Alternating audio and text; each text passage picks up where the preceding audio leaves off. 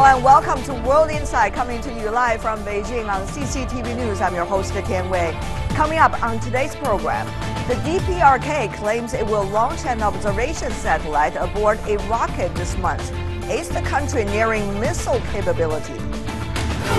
And as CCTV wraps up broadcasts its annual Spring Festival Gala, we take a look at the event's cultural significance in changing times.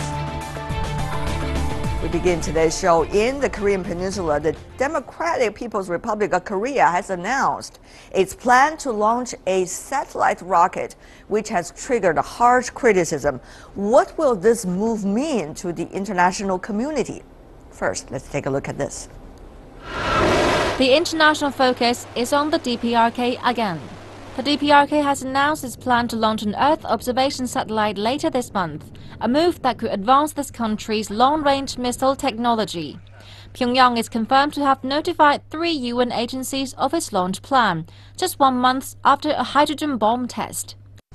South Korea said the launch is a long-range ballistic missile test in disguise. UN resolution forbid the DPRK from any use of ballistic missile technology. Our military is closely monitoring North Korea's movements on the possibility of launching a long-range missile by operating a South Korea-United States joint monitoring asset. Our military is maintaining the utmost readiness posture in preparation for an additional DPRK provocation after its 4th nuclear test.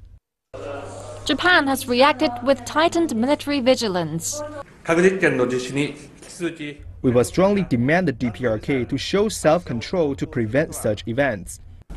Meanwhile, China is seriously concerned about the DPRK satellite launch plan and also urged Pyongyang to exercise restraint.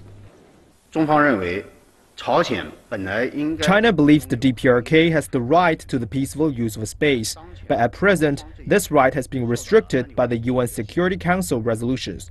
We hope the DPRK exercises restraint on launching satellites, acts cautiously, and does not take any steps that may further raise tensions on the Korean Peninsula. The US criticized Pyongyang's plan as an irresponsible provocation. Just a few weeks ago, they conducted a nuclear test that violated through their basic international obligations, and carrying out a satellite launch like the one that has been discussed publicly would just be another destabilizing provocation on the part of the North Koreans. Since the 1980s, the DPRK has worked toward launching a satellite by rocket, but it wasn't until August 1998 that the DPRK first launched a satellite. That endeavor was considered a failure outside the DPRK. In April 2009 and in the same month in 2012, 2 more 3-stage rockets were launched. Both were said to have failed. In December 2012, North Korea launched a 3-stage rocket. International space monitoring agencies believe this one achieved its goal. If Pyongyang successfully fired a long-range rocket this time around, it will undoubtedly further complicate the current stalemate in the regional peace. It's a long road to find common ground, but with the upcoming events, this issue is urgent.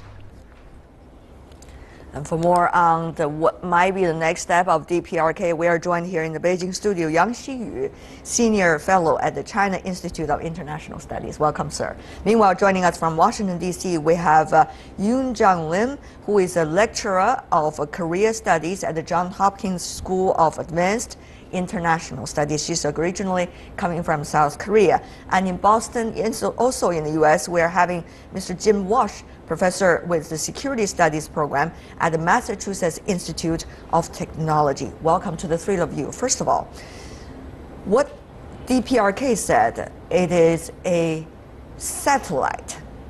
However, many believe it is likely to be something about the DPRK's newest development of missile technologies. What exactly is your assessment of its nature? Mr. Walsh, briefly.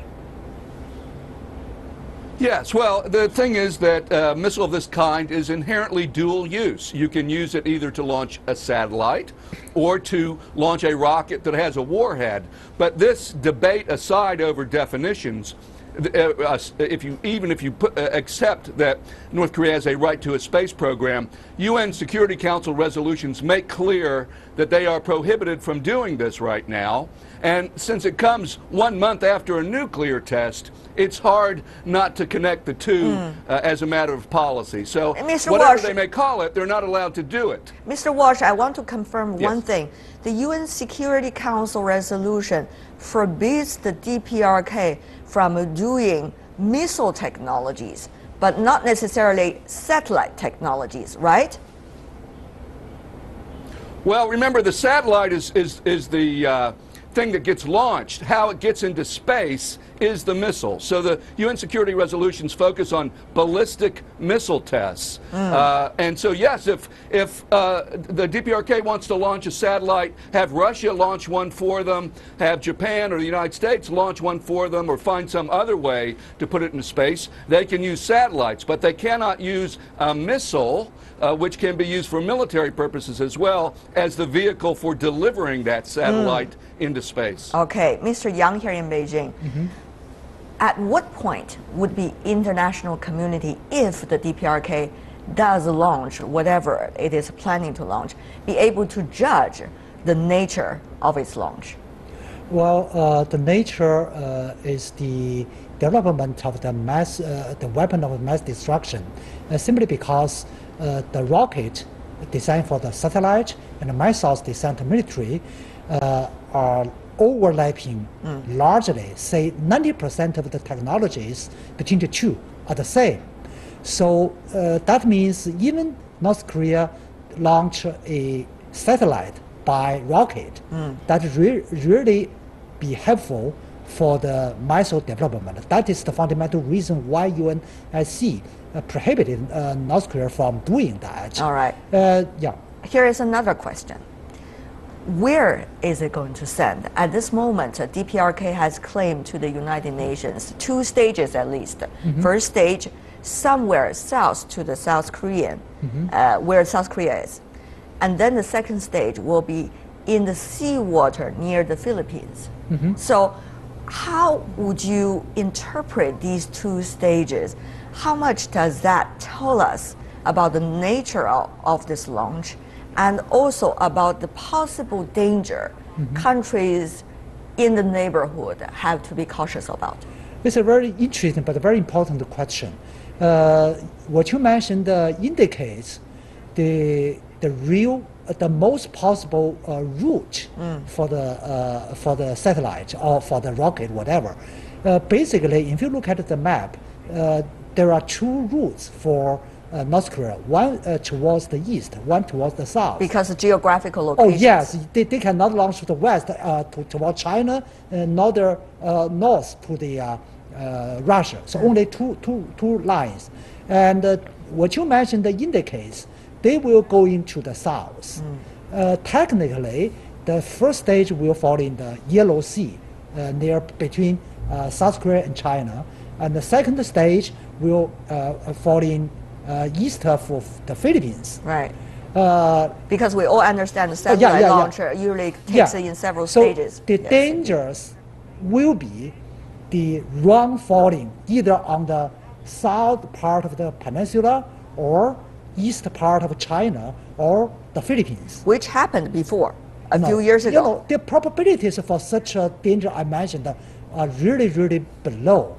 So basically, we cannot exclude such a danger theoretically, but in practice, the probability is extremely low. But the interesting thing is, Japan has alert too high. They said they have been ready to do what they want, what they said, say disrupt and destroy. We'll go to Japan and also some of the other countries in the region, how they are being alerted, while at the same time some also argue taking advantage of this possibility. Let me go to Ms. Lim. You are coming from originally South Korea, and of course, according to the current plan, it is going to the south of South Korea and China, in fact, between. So at least for the very first stage of the launch. So what does that mean for South Korea? Is South Korea, as a result of the debates related to this, likely to launch also its own satellite or missile related to this? Yes, I do see a kind of similarity between my own observation and the other two panelists' observation too. Even though the last time it turned in a kind of failure, but still the orbit per se was kind of intimidating for us and for Japan and for the southern part of China definitely, and up to now the South China Sea as well, where the many tensions are actually ongoing.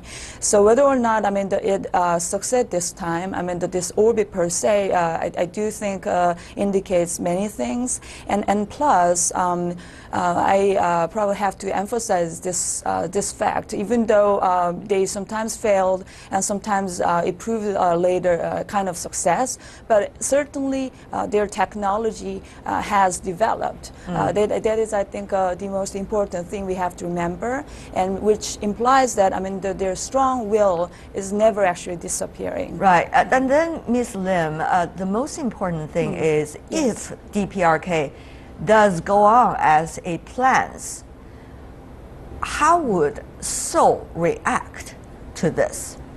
Is there likely to be a plan that also can be made public before DPRK launches it, either as prevention or as reaction? You mean the IMO? Yes, the fact that that they report us this. Yes, okay. They actually did. All the time, and whenever they are trying to actually launch the rocket, so which implies that that they are trying to show some kind of justification or legitimacy. We are following the international rule, and this is for the peaceful purposes. As probably some of you already noticed, they invited kind of international delegations to their newly built scientific center to show the previous actual experiments, the results of the previous experiments, or to show their kind of propaganda to the international guests too. So again, they always emphasize that that this is only for the peaceful purposes. So that is why I think they reported as a kind of common sense to the international community as well. Mr. Jim, what does it mean really? Because last time, 2 years ago, 3 years ago, we also saw another similar launch from DPRK. And then there have been enormous amount of international criticism toward Pyongyang. And yet, South Korea, at the same time, was also launching a satellite, supposedly in response to DPRK's actions. But then nobody criticized South Korea. DPRK was saying, this is double standard. Is it double standard? Are we going to see double standards again, quote unquote?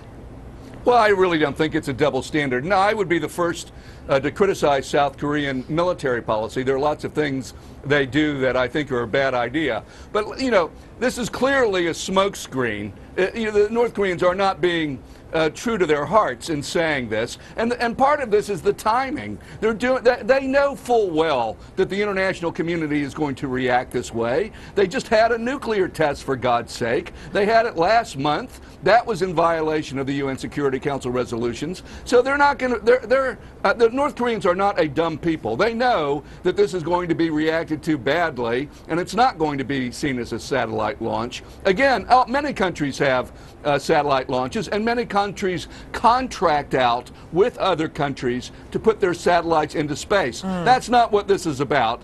This is about North Korea trying to develop its military capability and possibly trying to send a message to a domestic audience. Okay. But it's not about space exploration. But Mr. Walsh, what can you do? What can the international community, if I could use such a beautiful word, do?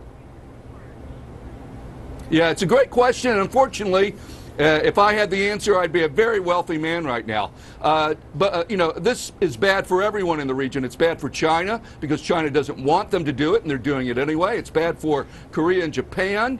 It causes turmoil. But frankly, we do not have a lot of leverage. China naturally doesn't want to impose broad sanctions because it doesn't want North Korea to collapse or to be more provocative. The U.S. has little leverage here. It doesn't really interact with North Korea. So North Korea is sort of thumbing its nose at the international community and its best friends. And because it's a weak and frankly a somewhat unpredictable country, all the other countries are rather cautious about it. So it continues doing these things. Well, Mr. Yang, if China at the same time criticizing DPRK for such a possibility of launching, well, not doing anything, people were saying, well, China is playing both hands. But what can China do? For example, Mr. Yang, let me just ask you very specifically about this. Some say China could cut off the support that China has for DPRK. First of all, food aid. Secondly, heavy fuel, which is going to be enormous importance for the country to run. Can China do that? No. Firstly, because the amount of the food assistances and oil assistance to North Korea have been limited, and any further reduction will produce spillover effects to humanitarian problems. China hates to shoot one trouble with making more trouble. Well, you could say that about the food aid, but what about the heavy fuel? Some say you could get specific strategic materials by using the heavy fuel, even though it could be enormous amount, but still you could get something out of it. So can China cut it off? No. And also, of course, China was being said by some as importing, for example, coal from DPRK. So you might want to clarify for us, Mr. Yang, what exactly is going on? Well, the real situation about coal imports to China are groundless reports, because everyone knows China commands a bountiful of coal mining resources.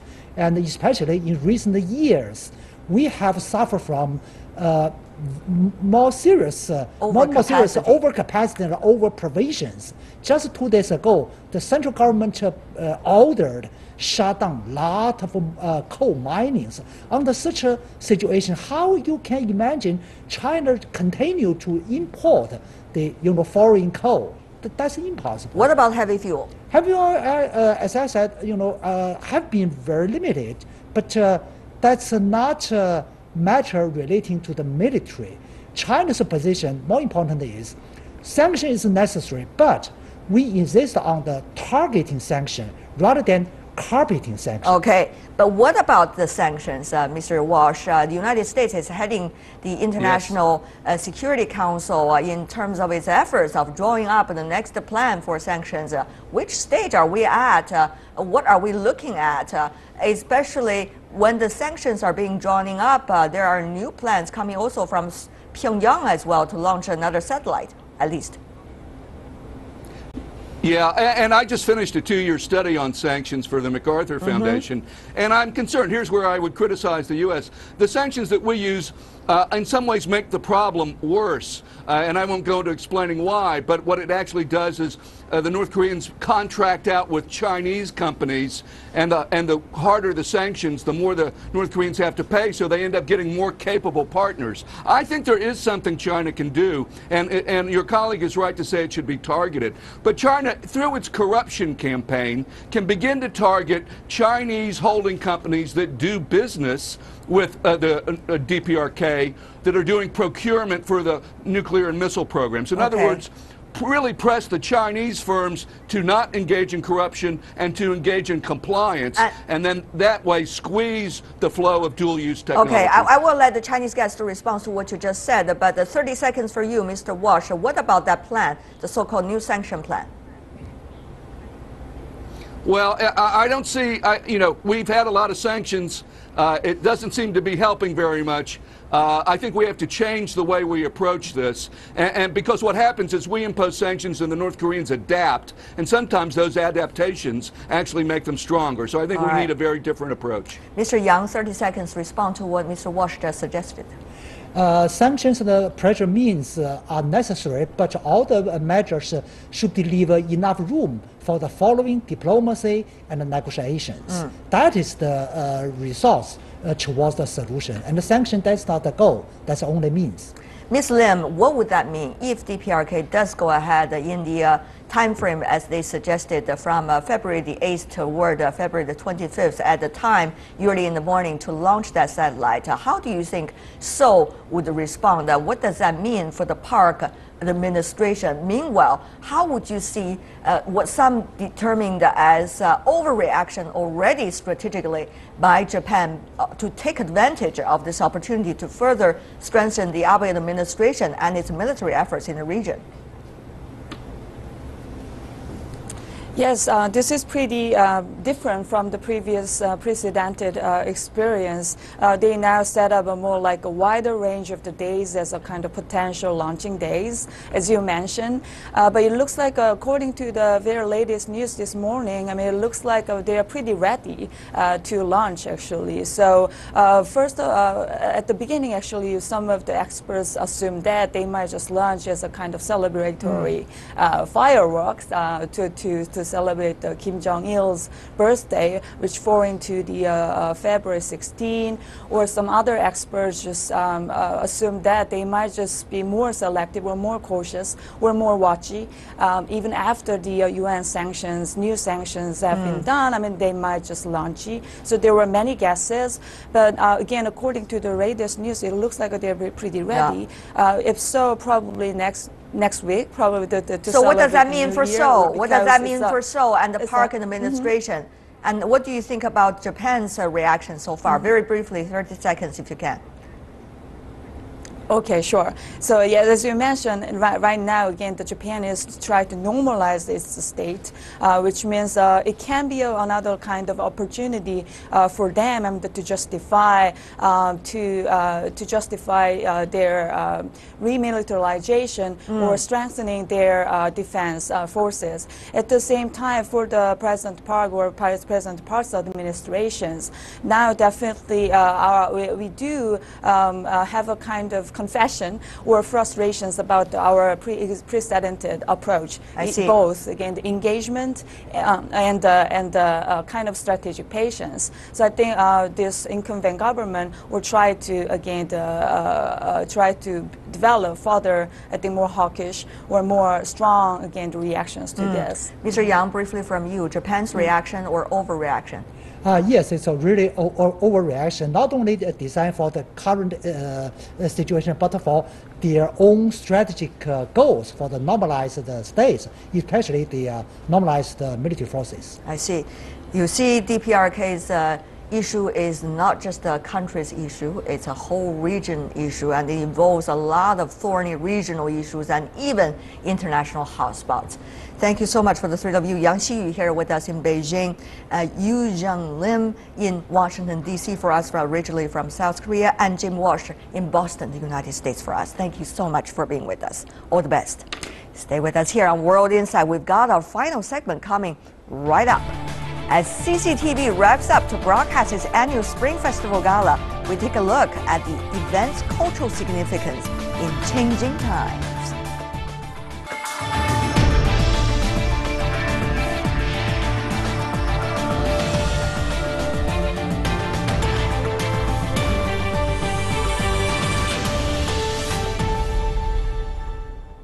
Welcome back. You're watching World Insight on CCTV News. Chinese New Year's Eve is considered to be the most important night each year for the whole nation. And CCTV's Spring Festival Gala is a must for most Chinese families. There are only 2 days left, and preparation for the gala has entered the final stage. Let's take a look. Counting down for the big night, CCTV Spring Festival Gala has been held on Lunar New Year's Eve every year since 1983.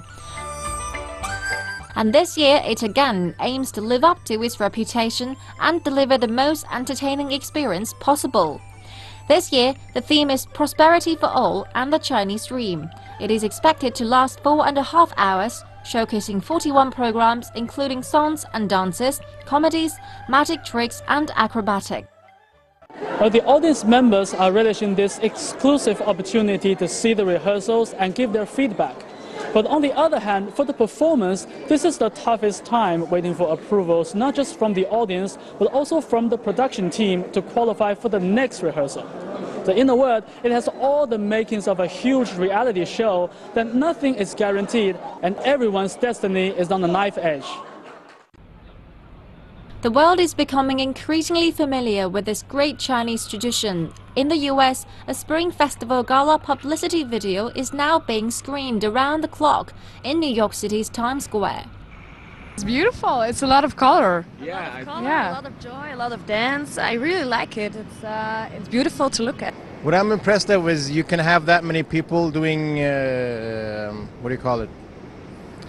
Doing movements at the same, that's what Chinese people are known for, doing precision work with a lot of people involved, especially with the Olympics opening with the drums.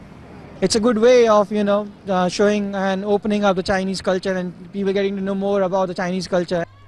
On Friday, a full dress rehearsal will be staged to film a backup tape for the live broadcasting. In recent years, various internet sites have provided alternative programming for the big night, competing with the traditional TV industry for viewers.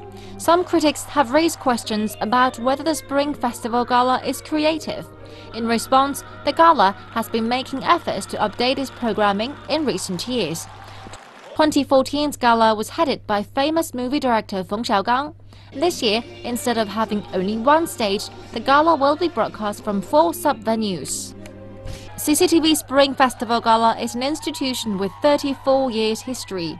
Broadcasting on the eve of Chinese New Year, it's the nation's most watched television event of the year, attracting over 700 million viewers on the eve of the Chinese New Year. That is going to be a big event, of course, every year. With me to talk about the CCTV Spring Festival Gala, which is a cultural must for any who are coming to China before the New Year. For us, Dong Jun, who is the co-founder of Ever Beijing Limited. That's an interesting name, isn't it? Welcome to our program. Also with us, Julian Godefroy, who is a TV show host and also cellist. Welcome to the both of you. I have to congratulate you on your French pronunciation. It's very good. Thank you so much. Godefroy was very fine. And I have to say, your Chinese is very good because you even participated as an actor in a CCTV Spring Festival Gala. That's really an honor. What was it like? It was actually quite easy for me. When was that? It was in 2008. There was a song for. That was a big year, isn't it? It was an Olympic year, yes, right? Before the Olympics. So we had the song. It was called. I think the 同一个梦想. I think that was the name of the song. The Same Dream. Something like that. Because that was the slogan that year. Same world, same dream. So what did you do then? Well, I was one of the 8 singers, and all Chinese big names, you know, Wei Wei and Morning and all right. Many. I hope you still remember some of their names. But anyway, what was it like to rehearse for such a big occasion? What was it like to be, in the hustling and bustling rehearsing hall with everybody over there? It was not too hard. I think it's really not as hard as the sketches or crosstalk performances, because when you have to talk, it's much more complicated, and you have to rehearse, and the script is being changed a zillion times before you can actually Especially you've got do it. 8 people all together, right? So everybody showed a little bit of responsibility, therefore less nervous. Yes, and it was, everyone has their own sentence to sing, or their own, 2 couples to sing, and that was quite easy. So we didn't rehearse that many times. But many people would say, like, wow, you were on Spring Festival Gala. That's really something. For you, Dong Jun,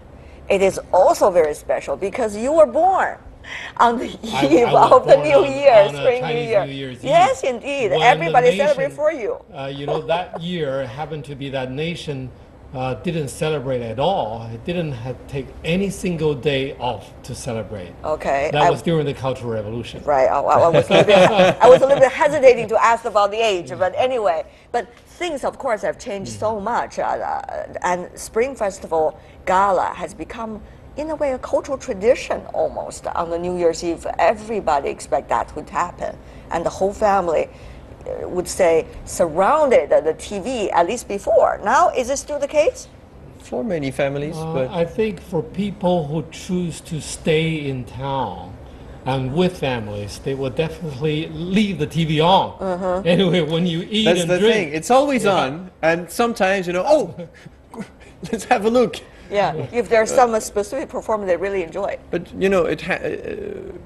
for many years there were a few actors that would be on this gala every year, and everyone was waiting for that show, or for the one or two shows and especially the one I remember of Zhao Penshan, every year, people were waiting for this. So it had become a tradition, but it's also a problem because when an actor has been on for so many years and everyone's expecting such a high level, and not only because for an actor it's the performance is one thing, the acting is one thing, but what people expect more is the quality of the script, and this is not only the actor's problem. Sometimes he doesn't write the script. Every specific performer has to go through a very long scrutinizing process because there are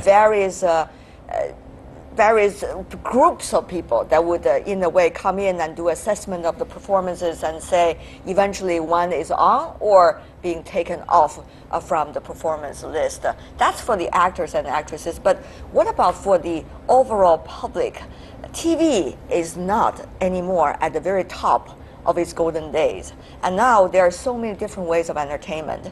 And also the internet is very popular. So Dongjun, I don't know you, but I noticed some friends of mine, they would leave the TV on while at the same time to post jokes about what they saw on the TV screen in the chat rooms, and just to have fun as a result.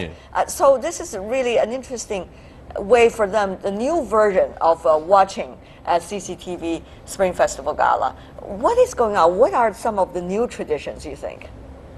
Well, absolutely. I think CCTV is trying something new every year to make a difference. And you may try the internet, all these social media, to increase the popularity and try to attract more attention, interactive attention to it. But I think that at the same time, what's important for TV, for traditional TV, is the family spirit. If the elders can tell and keep the young people stay away from the cell phone and try to talk to me and let's eat and drink together, and then that can secure a certain rate of viewership. The ratings of CCTV Spring Festival Gala. What about you? What do you think, Julian? I think the dangerous thing, Dangerous thing. Well, really? You said it perfectly, because TV is not as important as it used to be, because now internet is becoming more important and it's freer. For everything, for the shows too. For TV, when you have a show, it has to be 40 minutes. And sometimes you want to do 80 minutes, and sometimes the topic you only want to do 20 minutes, but the show is 80, you have to do it. It's 40, you have to do 40. So with internet, it's much freer, and people can choose any time to watch it and come back to it. So even TV shows now, people watch them after on the internet, and they want to watch only the highlights or only this part, and they won't watch the rest and wait. So it's very tough for a big show such as the Spring Festival Gala. But I don't think. I think it's still watched by many viewers. I think it's, as you were saying, Dongjun, it's still on. The TV is on all night long. It's been put a lot of effort, a lot of money, and a lot of human resources into the Spring Festival Gala. Does it really represent a very high level of China's, cultural products? Is it a barometer, or it's just something that people would throw out there on TV and watch no matter what? I think this tradition will still carry on no matter what happens to the ups and downs of the rating. I think it's still the most watched television program in the world. Does that mean it's the highest quality of variety shows, let's just say, on Chinese TV? I understand the challenge for the director and the actors and actresses. Very diplomatic in your answer. I also have certain confidence in them to be among the top in China. I think still CCTV has that ability to to get the top talents to work for it. Yeah. I think in terms of the biggest challenge is in terms of creation. Because it's CCTV, because it has to represent And obviously, many shows could be on it, but it's just that we have to keep only a certain amount of shows, and you have so many shows, performances that try to be on the gala, and eventually, which one do we keep? Because people are used to also say that, oh, it's always, you know, it's easy to say, oh, it's the director's problem, it's politics and this and that, but at the end, because I've been doing shows for 13 years, I think, and most often, what bothers us more is that many viewers aren't happy. Sometimes even when the directors and the channel and the show is really trying to make an effort and give the people what they want, there are always a lot of viewers who are not happy. Right, well, you cannot please everybody. That's exactly. just the golden rule there. So what I think is that the quality is going to be high, but maybe the creativity is going to be sometimes low for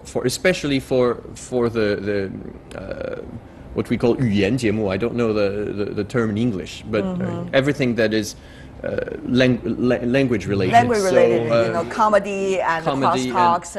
That is too hard because but you know what you are saying about the audience really reminded me of the very beginning of the Spring Festival Gala. It was more than 30 years ago.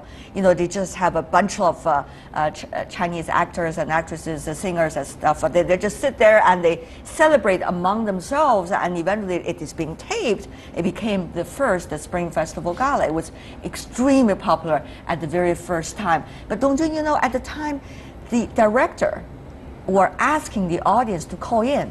At the time, phone was not even popular. Cell phone was not even popular in China. But people managed to call in, and they asked the TV crew to put on the performances that they think are interesting. And then there were certain songs, for example, sung by Li Guyi at the time, which is called the Xianglian. It was one of those very early days pop songs in China. At the time, not many pop songs in this country. It was all revolutionary singing, right? So her song eventually went through the taboo and finally got on because people call in and say, we really wanted to listen to this song. So this is something very interesting. You see that happen in history, that Spring Festival Gala made a difference in terms of crossing over the ordinary day taboos. So is that interesting to you, Dongjun, as such a cultural phenomenon? Well, you know, a certain degree of freedom only happens in certain years. You can go back and see what actually happened to China during those years, but you can't expect it to be always the case. Of course, yes. Yeah. Again, I think the crew and the directors are under tremendous pressure, not only from their boss, but also they have to compete against, you know, other competitors. But anyway, I think it's time for people to celebrate and have a great time. Yeah. Instead of, you know, like working to meet some certain requirements, and that will destroy the fun of the party. You know, entertainment, it sounds easy, but great quality entertainment takes enormous amount of professionalism and also hard work. You know this, Julian, when you were rehearsing for the Spring Festival Gala. So how does that work? You know, the high quality entertainment going through all kinds of scrutinizing process, eventually get on TV. That is an interesting process, isn't it? Yes, and it's a lot of pressure when it's live, and it's even more a big pressure when it's the gala. It's too much pressure. It was the same with the opening ceremony of the Olympics. It's too big an occasion, so the pressure is huge to perform well, and it's and for many performers, for acrobatics, for dancers, for those, I think the pressure is maybe the biggest. For comedy, maybe it's not as big at that moment when you perform. Right. But the problem for comedy is always about the script and creativity, because the after event effect, that is what the comedy is facing in terms of pressure. But before, the problem is you have a great script, but when you have to make some jokes, because a lot of the language related performances, it can be crosstalks or others, but so many things are Okay. Great, but taken out of the script. So I can feel Zhu Tian was really putting himself into the 2008 years. that was singing, that was okay. Yeah, it was quite a process. Before we go, I really want to hear from both of you. If you were the director of CCTV Spring Festival Gala, which program or what kinds of programs do you think it's extremely important to put on over there? Okay, I'm gonna speak first. If I'm gonna put the microphone in front of you and say, what is it? You know, for this year, briefly. Well, I think if I was the director, maybe I would not do very differently because I would have to put everything, you know, in there. It's very long. You have to please everyone, every type of style and taste. So I would push for more creativity and less changes to the great scripts for language. That would be my one. You were a crosstalk actor, of course. You know very well what it means. Leave comedy alone. Leave comedy alone. Some sensitive topics are okay. Don't you? What about you? Well, I would say something a little similar. You know, I would expect something that people haven't really seen much in China yet. It needs creativity. It needs to show that this is not only, you know, a gala on stage, but it's for TV. It's for TV or for the internet. And people are enjoying now, you know, films and also TV dramas that cannot be happening in the real world. And you can have something for the New Year Eve Gala. Well, we're looking forward to that. Whether it happens as if the two directors are at work, it will be able to tell just on the New Year's Eve. Thank you so much for now, and Happy New Year to both of you. Happy New Year. Happy Monkey Year. Julian, yes, indeed, it's Monkey Year, the year of the monkey. Thank you. And that's all the time we have for today. If you'd like to see more of our program, visit our website. Just type in World Inside CCTV News into your search engine. You will be able to find us, or you can also check out our YouTube channel. From me, Tian Wei, and everyone at the World Inside team, thanks for watching. And tune in again next week for more insights from across China and around the world. Good night and have a great weekend.